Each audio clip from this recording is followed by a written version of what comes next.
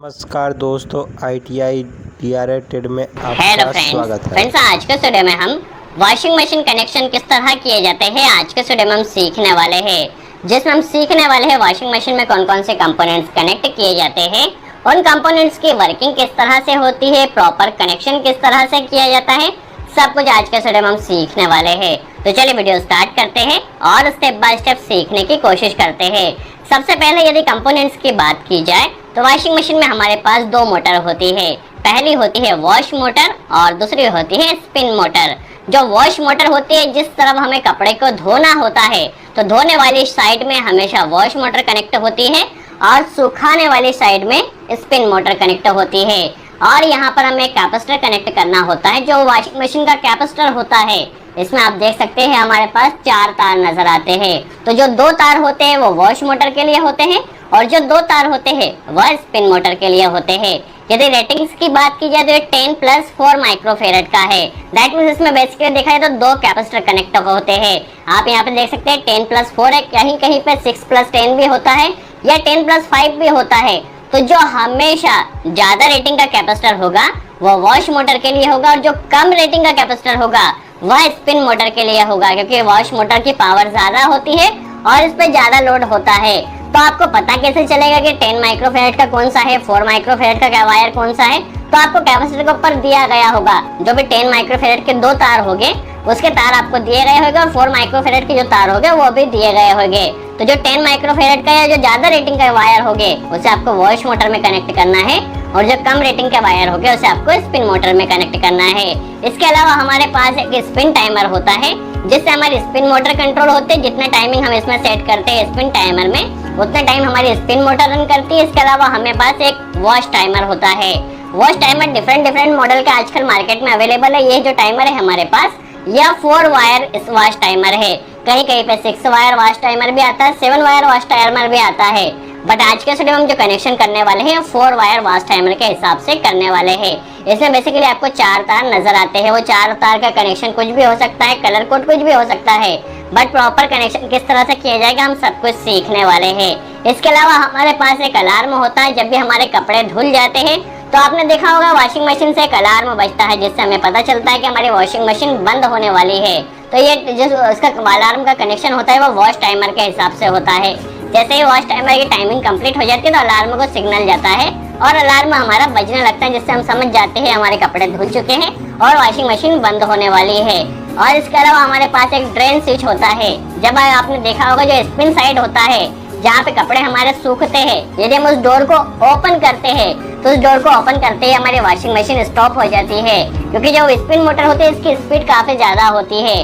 तो क्या होता है डोर स्विच पे हमें एक यहाँ पे क्या होता है एक स्विच लगा हुआ होता है डोर पे, जो स्पिन साइड होता है उस तरफ। यदि हम उस डोर को ओपन करते हैं तो हमारी जो मोटर है वह बंद हो जाती है। तो डोर स्विच का मेन काम यही होता है कि जब हमारी मोटर जब वॉशिंग मशीन रन कर रही हो तो ये स्पिन मोटर को स्टार्ट नहीं होने देते। डोर स्विच बेसिकली देखा जाए तो स्पिन साइड में कनेक्ट होता है। जब हमारी स्पिन मोटर तभी रन होगी जब डोर क्लोज होगा। यदि डोर खुला हुआ होगा तो स्पिन मोटर हमारी कभी भी रन नहीं करेगी और हम कभी भी कपड़ों को धुलता हुआ नहीं देख सकते, क्योंकि डोर क्लोज होना जरूरी होता है।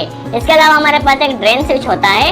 ये ड्रेन स्विच जो होता है मैकेनिकली ऑपरेट होता है। इसमें इलेक्ट्रिकल का कोई भी कनेक्शन नहीं किया जाता है। चलिए हम समझ लेते हैं किस तरह से प्रॉपर कनेक्शन यहाँ पर किया जाने वाला है। यदि वायर्स की बात की जाए तो हमारे पास जो वॉश मोटर होती है और स्पिन मोटर होती है इनमें हमारे पास 3 तार होते हैं। आप यहाँ पर देख सकते हैं दोनों मोटर में हमारे पास 3 तार होते हैं। एक कॉमन तार होता है, एक स्टार्टिंग तार होता है और एक रनिंग तार होता है। तो हम यहाँ पर जो ब्लैक वाला तार है उसे कॉमन मान रहे हैं, जो रेड वाला तार है उसे रनिंग मान रहे हैं और जो ब्लू वाला तार है उसे स्टार्टिंग मान रहे हैं। आप किसी भी तार को पहले चेक करने से पहले मल्टीमीटर से जरूर चेक कर ले कौन सा कॉमन है, कौन सा स्टार्टिंग और कौन सा रनिंग है। इसके अलावा यहाँ पे कैपेसिटर में बात की जाए तो कैपेसिटर में हमारे पास 4 तार होते हैं।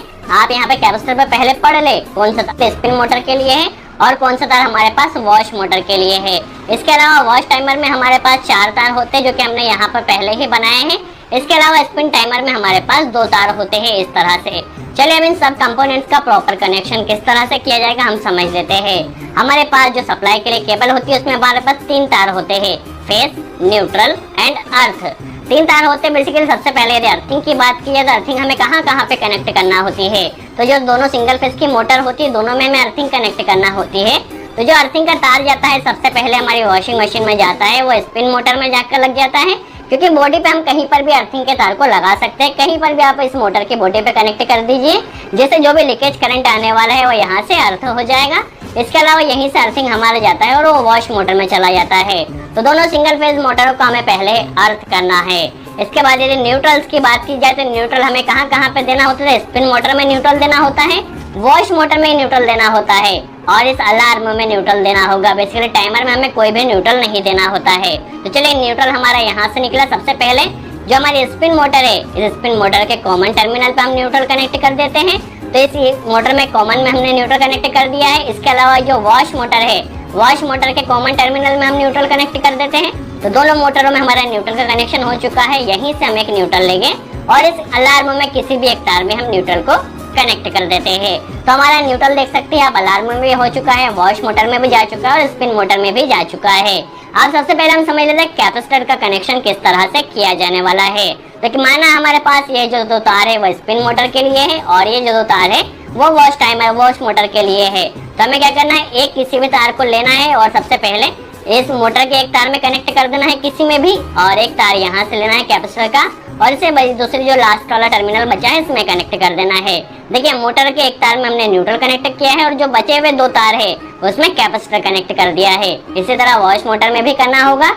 जो एक तार है उसमें हमने न्यूट्रल कनेक्ट किया और जो बचे हुए दो तार है उनमें हमने कैपेसिटर कनेक्ट कर देना है। तो आप देख सकते हैं हमारी दोनों मोटर में कैपेसिटर का कनेक्शन यहाँ पर हो चुका है। तो हमारे यहाँ पे आप देख सकते हैं सभी में न्यूट्रल का कनेक्शन हो चुका है प्लस कैपेसिटर का कनेक्शन यहाँ पर कंप्लीट हो चुका है।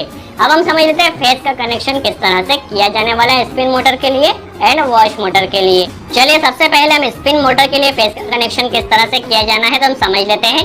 सबसे पहले हमारे पास जो फेज जाता है वो स्पिन मोटर की बात की जाए तो वो स्पिन टाइमर के द्वारा कंट्रोल होती है।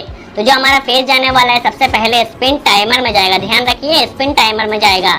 जितना टाइम हमारे स्पिन टाइमर में सेट होगा, बेसिकली 15 मिनट के लिए भी आता है, 25 मिनट के लिए भी हमारे पास स्पिन टाइमर आता है। तो जितना टाइम हमारा स्पिन टाइमर में सेट होगा उतनी देर हमारी स्पिन मोटर रन होगी। तो जो फेज जाने वाला सबसे पहले स्पिन टाइमर में जाने वाला है। स्पिन टाइमर से निकलने के बाद ये हमारे डोर स्विच में आने वाला है। जैसा कि हमने आपको पहले ही बताया था, जब डोर स्विच हमारा क्लोज होगा या लगा हुआ होगा हमारी स्पिन मोटर तभी रन होगी। तो डोर स्विच में जाने वाला है। डोर स्विच में बेसिकली एक स्विच कनेक्ट होता है और डोर स्विच से जैसे ही निकलेगा ये हमारी चले जाएगा मोटर की रनिंग वाली साइड में। आप देख सकते हैं यहाँ से मोटर वाली रनिंग साइड में हमारे पास यह जाने वाला है। तो देखिए, हमारी स्पिन मोटर कब रन करेगी? जब स्पिन टाइमर ऑन होगा तब स्पिन मोटर हमारी रन करेगी। जितने टाइम के लिए स्पिन टाइमर ऑन होगा उतने टाइम के लिए हमारी स्पिन मोटर रन करेगी, प्लस जब हमारा डोर स्विच क्लोज होगा तभी हमारी स्पिन मोटर रन करेगी। तो यहाँ पे आप देख सकते हैं हमारे स्पिन मोटर का कनेक्शन भी हो चुका है, डोर स्विच का कनेक्शन हो चुका है एंड स्पिन टाइमर का कनेक्शन हो चुका है, प्लस कैपेसिटर का जो स्पिन वाले साइड में कैपेसिटर कनेक्ट किया है उसका कनेक्शन हमारा यहाँ पे कंप्लीट हो चुका है। आप देख सकते हैं यहाँ पर हमने रनिंग वाली साइड में सप्लाई दी है। यदि आप यहाँ पे देखे जाए स्टार्टिंग वाली साइड यदि सप्लाई देते हैं तो आपके मोटर की डायरेक्शन चेंज हो जाएगी या उल्टी साइड से घूमने वाली है। चलिए, यहाँ से यदि हम समझे wash motor and wash timer का कनेक्शन किस तरह से किया जाने वाला है, तो यहीं से हमारा देखिए इनपुट से फेज लेना है, कभी भी टाइमर के आउटपुट से फेज नहीं लेना है। तो हमें यहाँ से इनपुट से ही एक फेज लेना है। यहाँ से इनपुट से हम एक फेज ले लेते हैं और उसे वॉश टाइमर के एक तार में कनेक्ट कर देते हैं। पहले आप मल्टीमीटर से चेक कर ले कौन सा यहाँ पे कॉमन है, कौन सा स्टार्टिंग है, कौन सा रनिंग है। अभी हम माना कि यहाँ पे हमने रेड वाले तार में एक सप्लाई यहाँ पे कनेक्ट की जो कि फेज हमने इनपुट सप्लाई यहाँ से दी है। अब आपने यदि देखा हो वॉशिंग मशीन में तो जो हमारी वॉश मोटर होती है वह कुछ टाइम के लिए 2 या 3 राउंड हमारी क्लॉकवाइज घूमती है और 2 और 3 राउंड यहाँ पे एंटी क्लॉकवाइज घूमती है। दैट मीन्स हमारी मोटर दोनों डायरेक्शन में घूमती है। तो ये दोनों डायरेक्शन में घूमने का जो वर्क होता है बेसिकली वॉश टाइमर के द्वारा किया जाता है। देखिए, वॉश टाइमर में हमने एक तार यहाँ पे कनेक्ट कर दिया है और एक तार यहाँ पे बेसिकली देखा जाए तो इसमें केन और एनसी होता है। तो क्या होगा, सपोज हमने माना कि जो येलो वाला तार है वो यहाँ हमने माना कि जो येलो वाला तार है वो हमारे पास क्लॉकवाइज में घुमाने के लिए मोटर है। तो येलो वाले तार को हम ले जाकर मोटर के रनिंग वाले साइड में कनेक्ट कर देते हैं। देखिए, जब हमारी सप्लाई यहाँ से निकल कर इस येलो वाली साइड में आएगी तो हमारी मोटर क्लॉकवाइज में रन करेगी क्योंकि रनिंग वाली साइड में हमने कनेक्ट किया है मोटर के। और जब हमारी सप्लाई यहाँ से कट होकर यहाँ पर आएगी, ब्लू वाले में आएगी, तो ये जाएगी और हमारे स्टार्टिंग वाले साइड में जाएगी जिससे हमारी मोटर एंटी क्लॉकवाइज में रन करने वाली है। ये सभी सेटिंग इस टाइमर में दी जाती है कि थोड़े टाइम के लिए हमारा मोटर जो टाइमर है वो एनो होता है, थोड़े टाइम के लिए एनसी होता है। तो जब हमारी सप्लाई यहाँ पर आएगी तो हमारी मोटर क्लॉकवाइज में रन करेगी, जब ब्लू तार में आएगी तो हमारी मोटर एंटी क्लॉकवाइज में रन करेगी। तो ये बेसिकली स्पिन टाइमर के द्वारा ही सारा फंक्शन इसमें सेट किया जाता है। अब देखिए हमारे पास जो वॉच टाइमर होता है वह 15 मिनट के लिए भी आता है, 25 मिनट के लिए भी आता है और 40 मिनट के लिए भी आता है। देखिए जब तक हमारे टाइमर में सप्लाई रहेगी तब तक हमारी मोटर ये रन करेगी प्रॉपरली। जैसे ही हमारे टाइमर का टाइमिंग कंप्लीट होगा, सपोज 15 मिनट कंप्लीट हो चुके हैं, तो यहाँ की सप्लाई जो निकलने वाली वो चौथे वाले तार में जाने वाली है।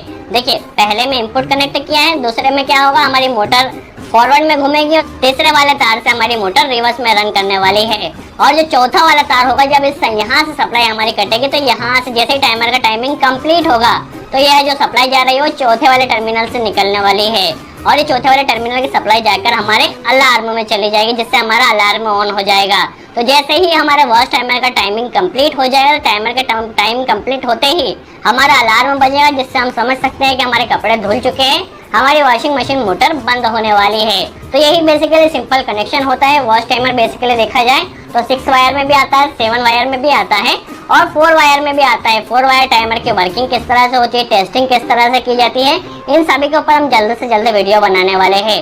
तो इस तरह आप वॉशिंग मशीन का कंप्लीट वायरिंग कनेक्शन समझ सकते हैं। आई होप आपको कनेक्शन समझ में आया हो। कनेक्शन वीडियो कैसा लगा वीडियो में कमेंट्स में जरूर बताएं। कोई डाउट हो तो उसे कमेंट्स में जरूर पूछें, हम पूरी कोशिश करें उसका जवाब दे सके। और यदि वीडियो अच्छा लगा हो तो लाइक का बटन